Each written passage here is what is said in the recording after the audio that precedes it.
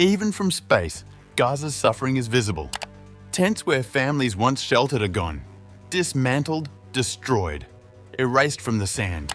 Satellite images reveal not just armoured columns advancing, but thousands of lives uprooted.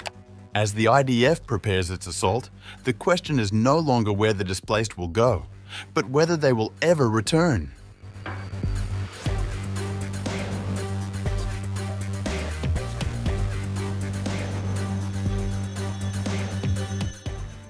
Recent satellite imagery tells a stark story of preparation and displacement in Gaza City.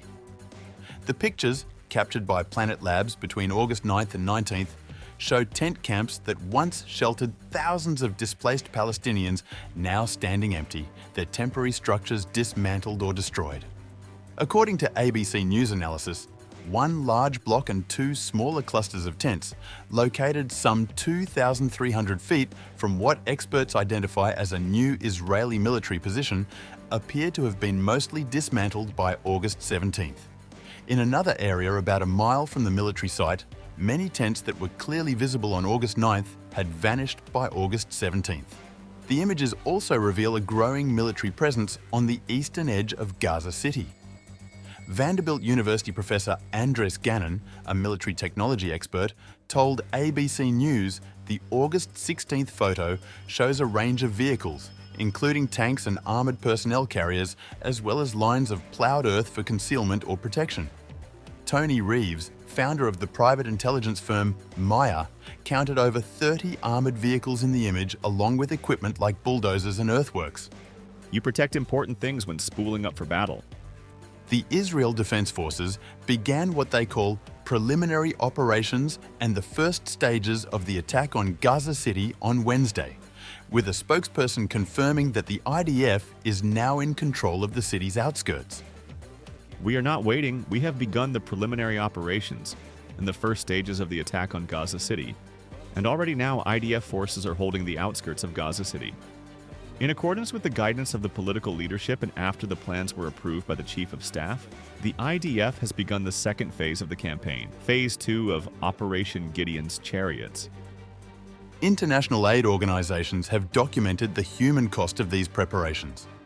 The Site Management Cluster, a joint humanitarian body coordinating assistance for displaced people, reported 16,831 displacement movements between August 12th and August 20th, most of them from the east of Gaza City.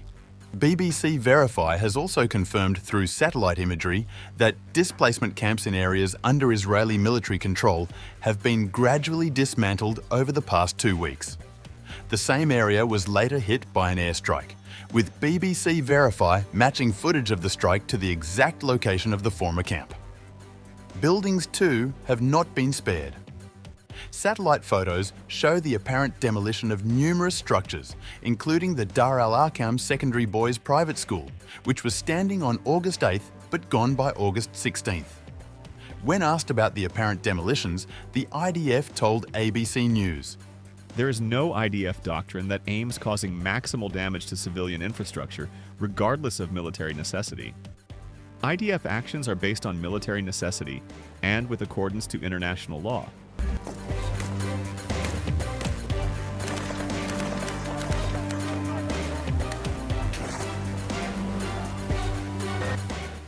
The scale of the planned Gaza City operation is unprecedented, requiring Israel to call up 60,000 additional reservists and extend the service of another 20,000. This massive mobilization comes as Israel's military faces what its own Chief of Staff describes as a crisis of attrition and burnout. Lieutenant General Ehiel Zamir warned the Security Cabinet earlier this month about the added burden on troops, many of whom have been deployed multiple times to Gaza over nearly 2 years of warfare. His concerns, according to CNN, were dismissed as Prime Minister Benjamin Netanyahu and his coalition partners pushed ahead with the new war plans. The human cost of this extended conflict is becoming evident among the ranks. A new survey from Agam Labs at Hebrew University of Jerusalem found that approximately 40% of soldiers were slightly or significantly less motivated to serve, while only 13% reported increased motivation. For soldiers like Avshalom Zohar Sal, who has served more than 300 days in Gaza across 4 different deployments, the prospect of returning has become unbearable. I'm a little in shock that we're still talking about this war that was supposed to end a long time ago.